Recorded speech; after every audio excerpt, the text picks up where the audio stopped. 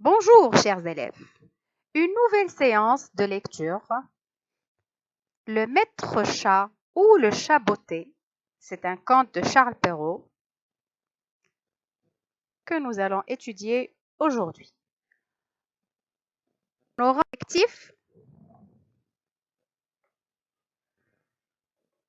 l'étude des composantes de la page et l'étude du genre littéraire.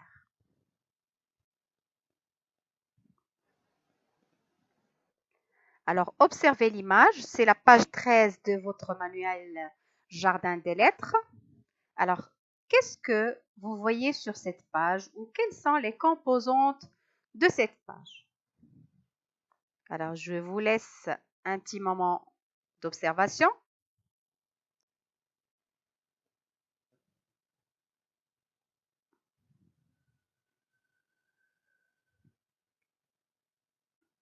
Alors, ce qui attire notre attention, c'est la page représentant la bande dessinée. Oui. L'auteur, c'est Jean-Luc Loyer. L'édition, c'est Delcourt, 2003. Il y a un petit paragraphe à gauche qu'on peut considérer comme chapeau. Il y a aussi à gauche un schéma de la bande dessinée. En bas, on voit des questions de compréhension. Numéro de page, c'est la page 13. Et aussi le titre de la page, Maître chat ou le chat botté, adapté un conte en bande dessinée.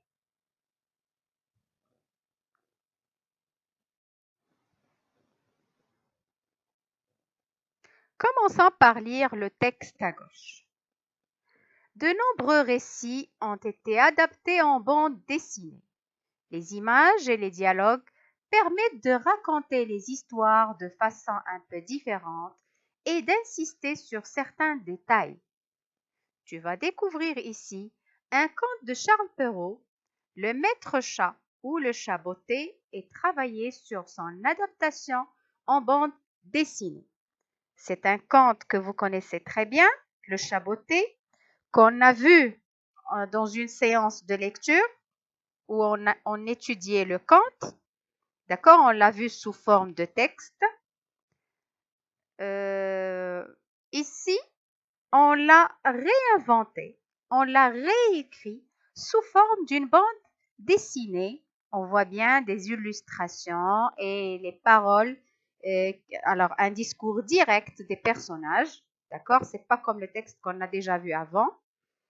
Alors, c'est une transformation ou une adaptation du conte littéraire en un autre genre littéraire qui est la bande dessinée.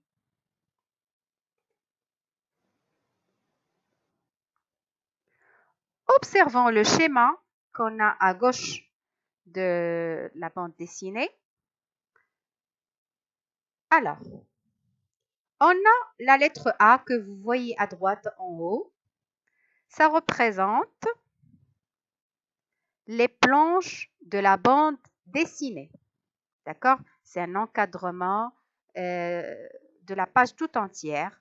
Alors, ça représente les planches de la bande dessinée. Pour la deuxième lettre, B, alors vous voyez que le rose encadre. Alors, encadre quoi? Il encadre une vignette qu'on peut aussi appeler une case. La lettre C, vous voyez l'encadrement sur une ligne entière. On appelle ceci une bande ou strip. Et enfin, la lettre D que vous voyez en bas, qu'est-ce qu'elle nous indique? Elle nous indique un phylactère ou une bulle. Ce sont les composantes qu'on trouve dans ce genre littéraire, bande dessinée.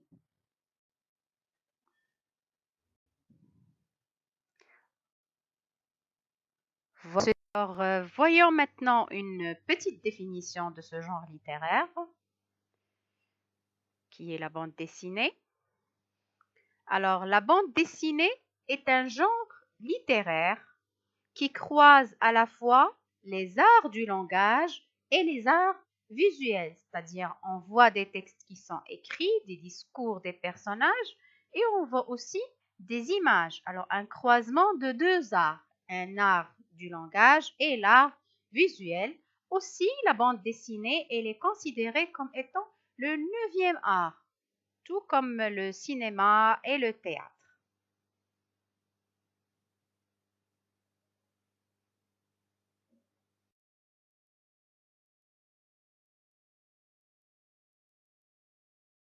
En détail, alors la bande dessinée se compose.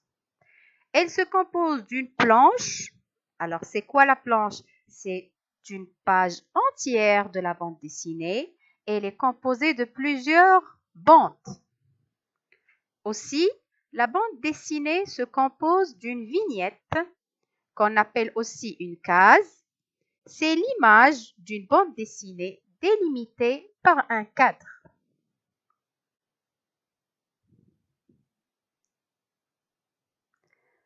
Aussi, la bande dessinée contient une bande qu'on peut aussi appeler strip. C'est une suite horizontale de dessins. Et enfin, dans une bande dessinée, on trouve un phylactère ou une bulle ou des bulles. C'est une forme variable qui contient des paroles ou des pensées des personnages au style direct qui se trouve dans une vignette. Ça, ce sont les composantes de ce ou la forme sous laquelle on trouve ce genre littéraire, bande dessinée. Essayez de retenir toutes ces informations. On en aura besoin quand on va essayer de formuler nous aussi notre bande dessinée.